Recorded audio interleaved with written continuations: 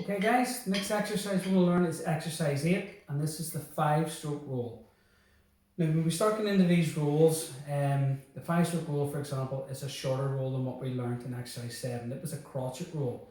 So the 5-stroke roll is a quaver roll. The quaver is a smaller, shorter note than the crotchet, so that means that the 5-stroke roll, the quaver rolls are going to be shorter than the crotchet rolls. So effectively if it's a shorter roll, it's going to have less buzzes. So the way we work these rolls out is that we basically give the buzz taps a number. So every time you play a buzz tap, one single buzz tap, that equals the number 2. So we have to then work out how many 2s is there in 5 to play the 5-stroke roll. So if we know our 2 times tables, we should know that basically 2 buzz taps is going to equal 4. 2, 4. Now if I was to play 3 buzz taps, 2, 4, 6, that would be too big because that's bigger than 5. So within the 5-stroke roll then, I can only play 2 buzz taps, 2, 4. But how am I going to make it 5 then? So what do I need to add the 4 to make 5? We add 1. So how do we play 1 in drumming? Basically, a single bouncy ball beat. So the 5-stroke roll basically is 2 buzzes and 1 beat, which is buzz, buzz, beat. Then we do it on the left. Starting on the left, buzz, buzz, beat. Now don't do the buzzes in one hand, some people get confused with that. It's basically buzz, you can't do a drum roll in one hand. So 2 buzz taps on a beat, it's got to be alternative hands. Buzz, buzz, beat. Then if we start on the left, buzz, buzz, beat. It finishes on the left. Starts on the right, it's buzz, beat. It finishes on the right. Okay. So the 5-stroke roll exercise starts with a bouncy ball beat on your right hand. You then go to your left hand to play your first 5-stroke roll.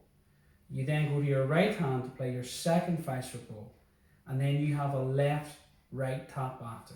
So what that sounds like is this. After 2. 1, 2. Beat. Buzz, buzz, beat. Buzz, buzz, beat. Left, right. Okay? That's the first half of the exercise. We then continue on.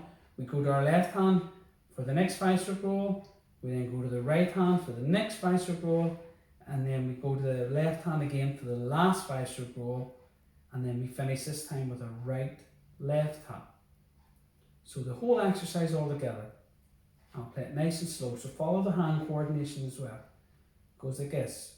1, 2, beat, buzz, buzz, beat, buzz, buzz, beat, left, right. Buzz, buzz, beat, buzz, buzz, beat, buzz, buzz, beat, right, left. Okay? So once you get the coordination going a wee bit, then you obviously play it a little bit quicker to make the roll sound continuous.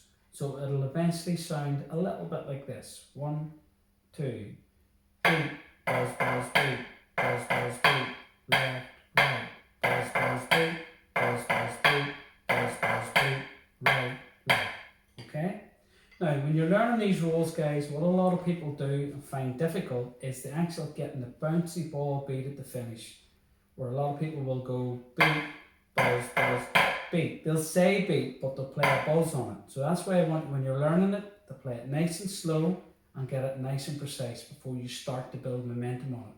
So you make sure you get beat, buzz, buzz, bouncy ball beat, buzz, buzz, bouncy ball beat. So again, you're leaning down on your buzzes and you're loosening the grip for your bouncy ball. Now the roll's really short this time, so you haven't got a lot of time for your process of thought. So you need to be really, really concentrated and play it nice and slow till you get on the way of it. And then once you've got it in your system, you start building up a little bit of momentum. Okay, so that's the 5-stroke roll.